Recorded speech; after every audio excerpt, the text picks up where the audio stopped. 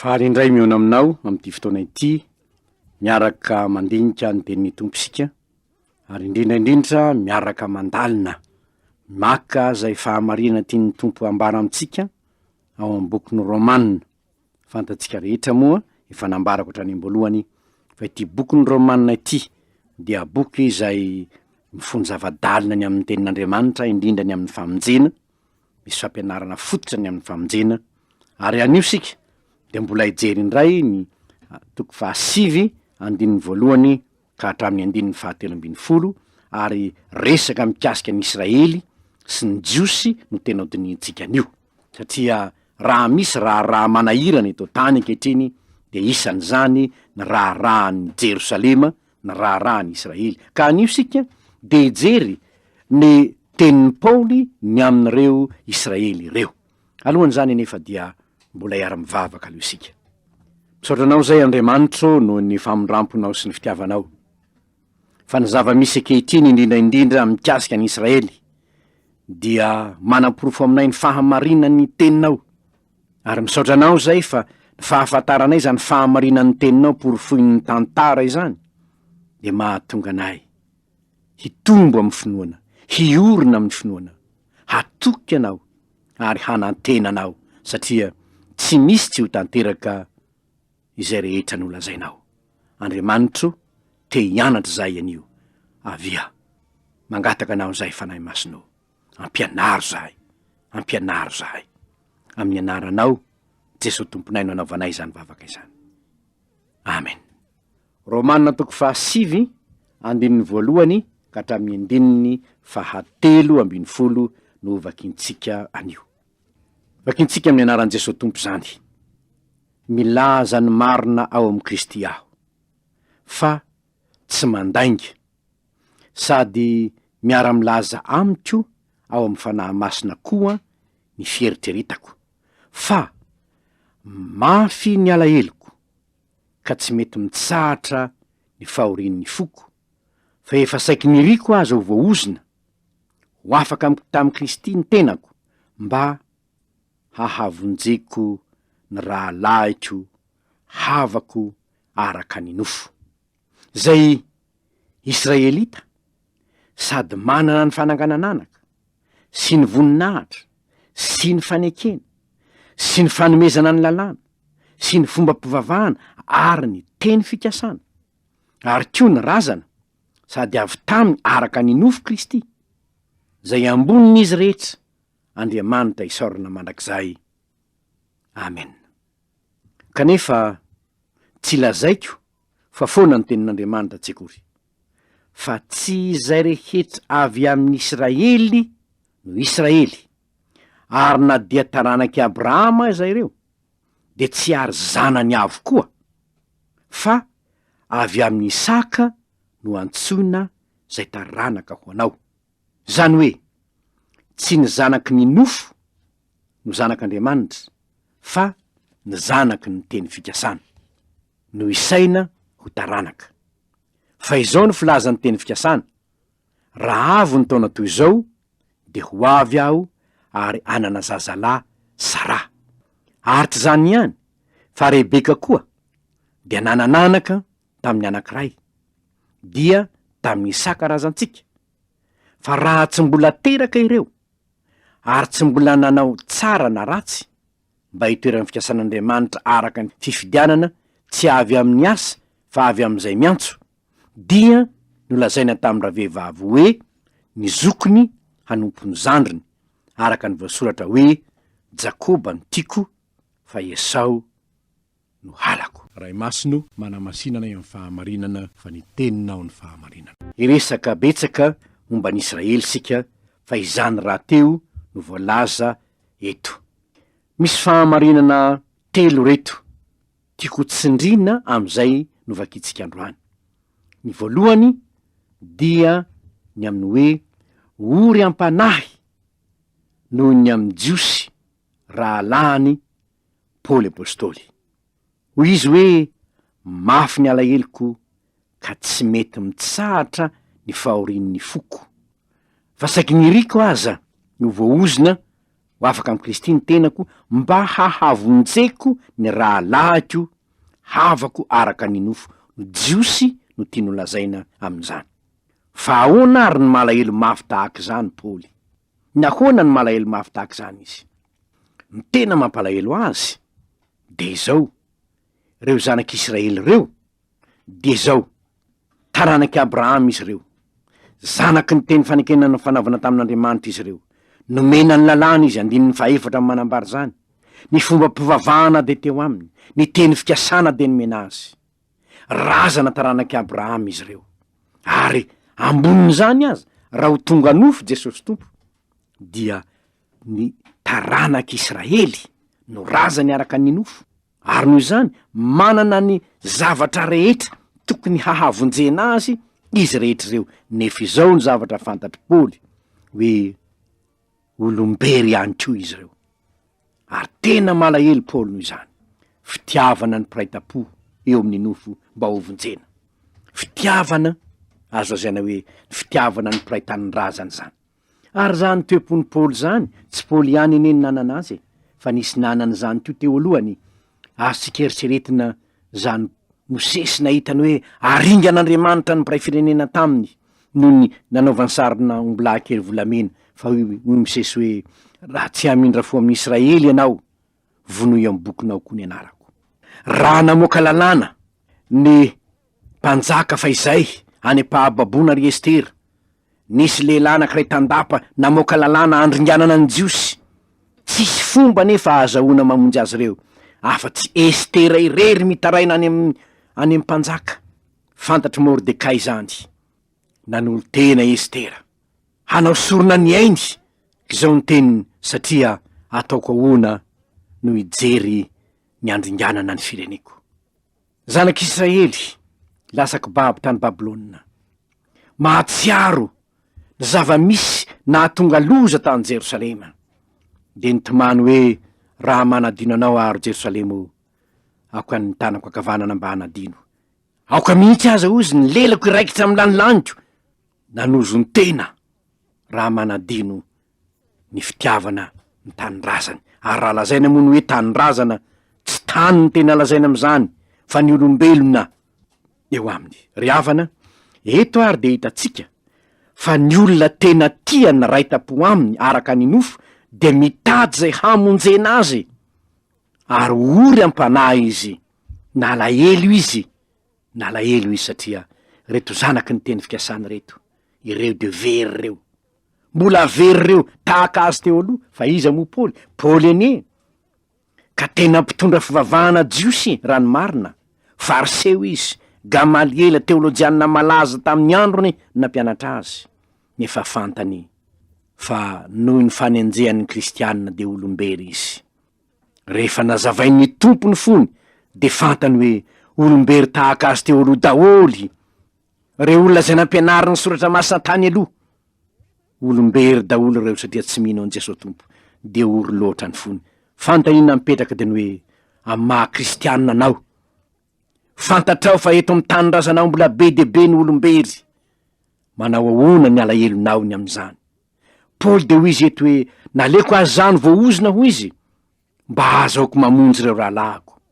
De mba inona no ataonao, inona no ataotsika hamonjenareo rahalahtsika reo, hanekeny ny Jesosy Tompo? Mazava loatra fa ny zava-dehibe zay tsy maintsy atao ary napetraka ny tompo raha teo de ny hoe mandehany ianareo ka mitoriny filazantsara amin'ny olombelona rehetra.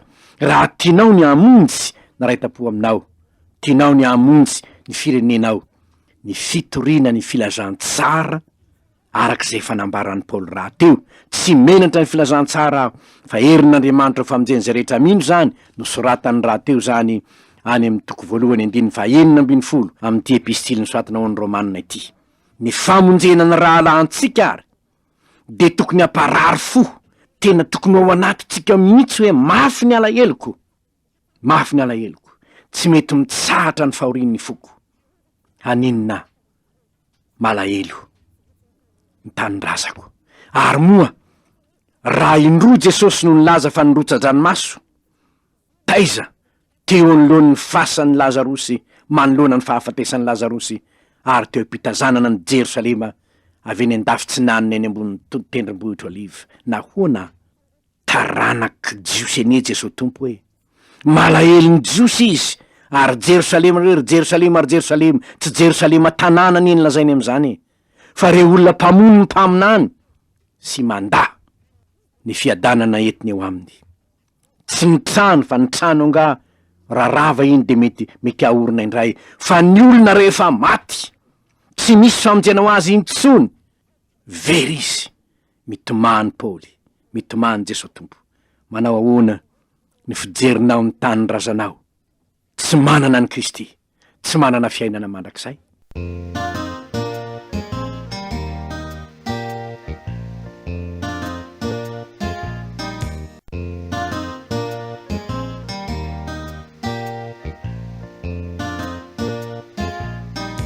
Fa ny anankiray koa de ity fahamarena anankiray zay raisitsika eto koa de ny hoe tsy ny zanaky nonofo no zanak'Andriamanitra, tsy ny taranaky Abrahama rehetra akory ny taranaky ny teny fikasana, fa tena navahany Paoly mihitsy eto.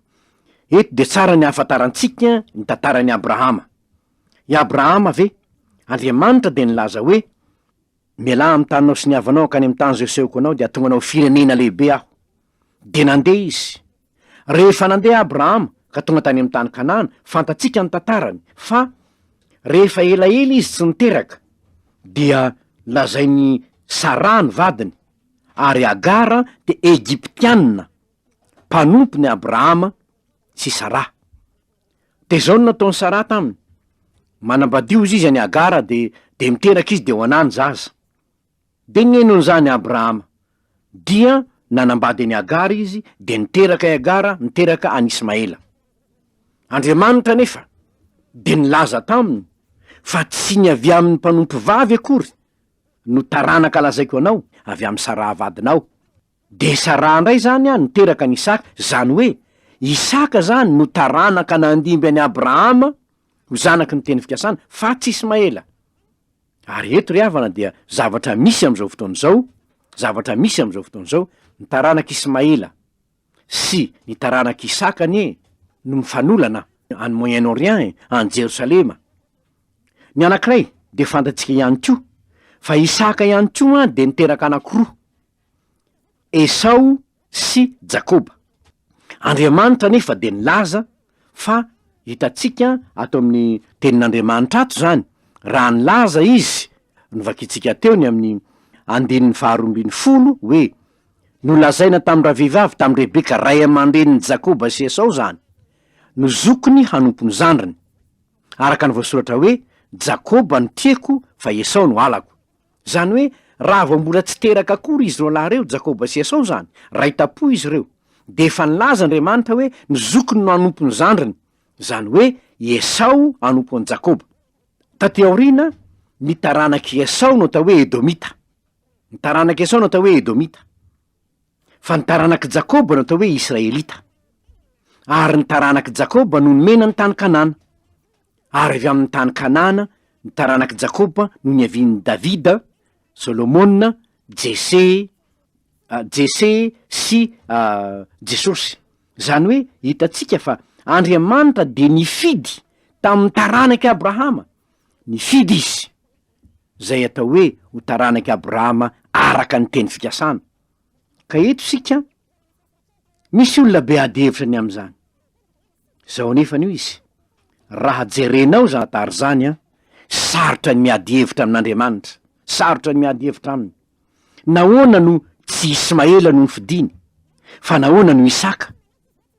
Ary nahoana na de samy teo aza, Isaka manko lahatokana, zanaky Sara, fa na teo aza ny Esau sy Jakoba samy zanaky Isaka daholo anie reo fa nahoana ny Jakoba nifidiny? Andriamanitra ny mahalala izany. Ka ny zavatra mitsanga, ny zava-misy de zao, Andriamanitra de nifidy ny Israely, ny taranaky Isaka fa tsy ny taranaky Ismaela ho mpandova ny tany Kanana. Ary eto sika dia sahirasaina be ihany satria samy mihevitra ny teny ho taranaky Abrahama, na ny taranaky Ismaela, na ny taranaky Esau, ny Edomita zany, na ny taranaky Jakoba.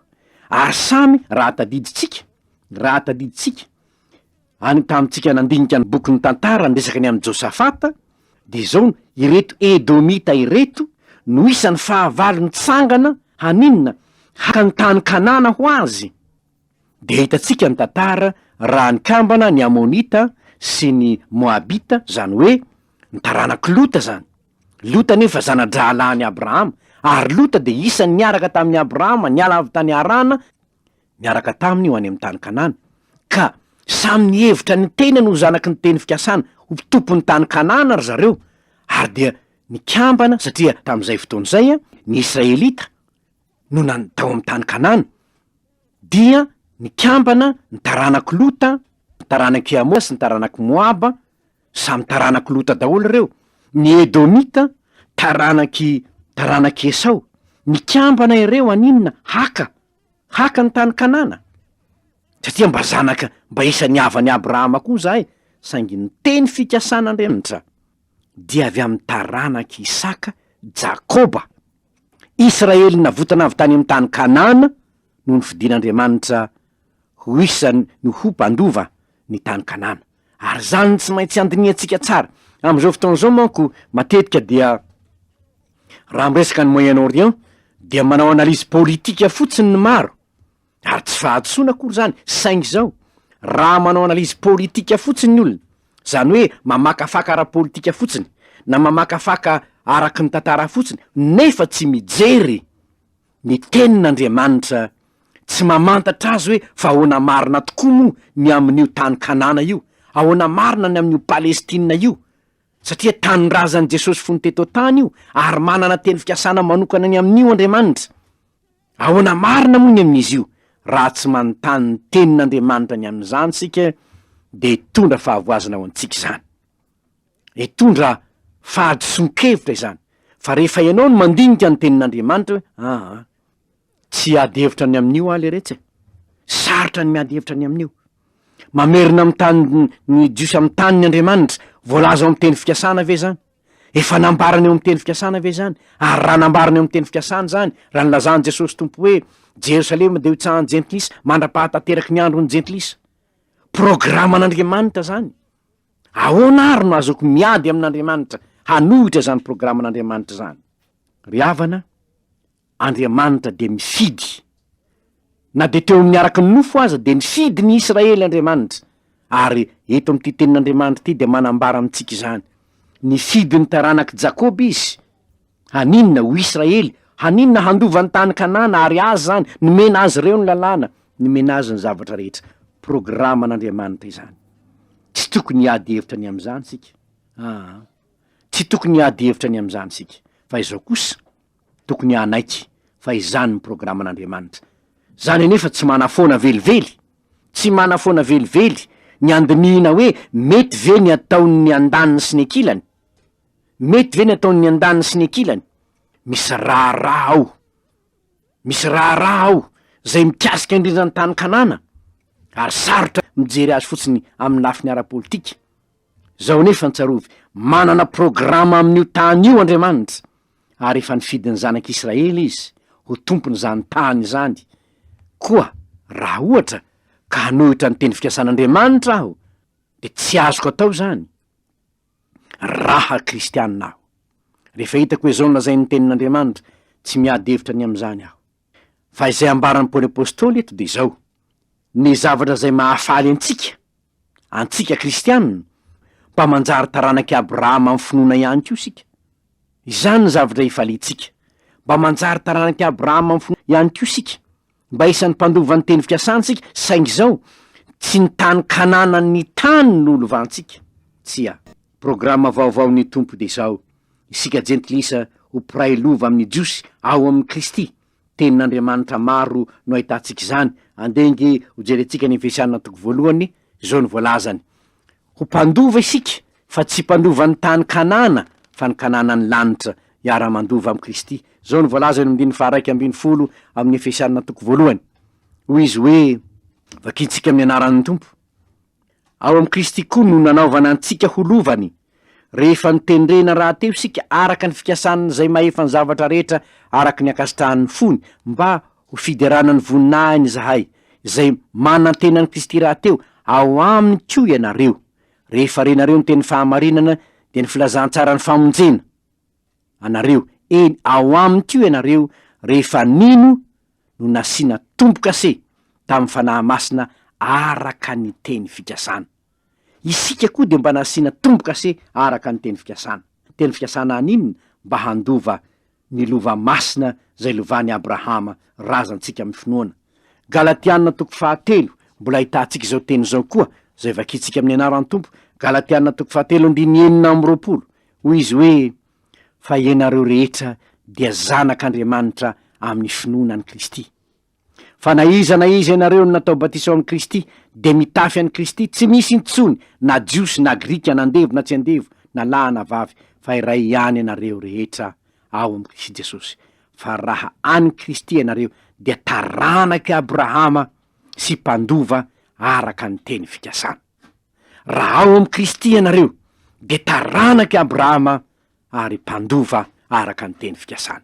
Tombontsoa lehibe ao antsika ny mpandova ny fiainana mandrakizay araka ny teny fikasana. Na de tsy mba olom-boafidy hatrany am-boalohany aza isika, na de tsy mba taranaky Jakoba aza isika, na de tsy mba isan'izay Israelita navotana avy any amin'ny tany Egypta aza isika ka namponenina tany amin'ny tany Kanana, fa jentilisa isika. Kanefa tombontsoa lehibe omenantsika ny mpiara-mandova amin'ny taranaky Abrahama noho ny amin'ny Jesosy Kristy tompo. Zany ny fifaliana ao antsika. Reo ary fahamarinana vitsivitsy nefa tena goavana ambaran'ny tenin'Andriamanitra amintsika. Ory am-panahy Paoly noho ny fahaverezany raita-po aminy ao amin'ny nofo. Tokony ho ory am-panahiko isika noho ny fahitana fa mbola maro be ny olona tsy mino an Jesosy, na de feno fiangonana azy Madagasikara mbola maro be ny tsy mino an Jesosy ary mbola miazakazaka mivantana any helo izy raha vao miala eto am'izao tontolo zao. Ory am-panahiny am'izany Paoly, tokony ho ory am-panahiny am'izany ny kristianina ka hitaraina amin'Andriamanitra hoe vonjeo ny fireneko Andriamanitra. Na de tsy zanaka ny nofo aza isika, na de tsy taranaky Abrahama araka ny nofo aza isika, de taranaky Abrahama kosa amin'ny finoana ny Kristy ka ho mpandova ny fiainana mandrakizay. Ary tokony ho hery lehibe ho anao zany azahoanao mijoro vavolombelon'ny Kristy mba ho vonjena na raita-po aminao amin'ny nofo, mba ho vonjena ny firenenao. Nefa koa ako fantatsika fa Andriamanitra de nanana programa nanomezany ny tany Kanana ho an'ny taranaky Abrahama nandalo ny Isaka sy Jakoba. Ary noho izany dia tsy tokony hiadevitra isika ny amin'ny hoe any Israely ve Kanana sa tsy azy, fa raha Andriamanitra no antaninao tokony hanivaly teniny any taranaky Abrahama amin'ny nofo avy amin'ny Jakoba io. Ary noho izany de tokony hitondram-bavaka isika mba ho tanteraka ny programan'Andriamanitra ary mba hilamina na raharaha ao Moyen-Orient ao, satria Abrahama razantsika amin'ny finoana no niteraka andreo Israelita reo. Raha lahantsika ao am' Jesosy koa izy ko mba hanana fiadanana koa ao aminy. Enganie ahatsiaro tena am'izany ny kristianina ka hivavaka tokoa ho an'ilay tanàna ny tompontsika Jerosalemy zany sy ny mponina ao aminy, mba ho voninahitra Andriamanitra nye, ho voninahitra Andriamanitra ny fanatanterahany teny fikasany. Ary ianao zay olombonjena mifalia satria taranaky Abrahama mifinoany ianao ary mpandova ny teny fikasana. Hivavaka sika.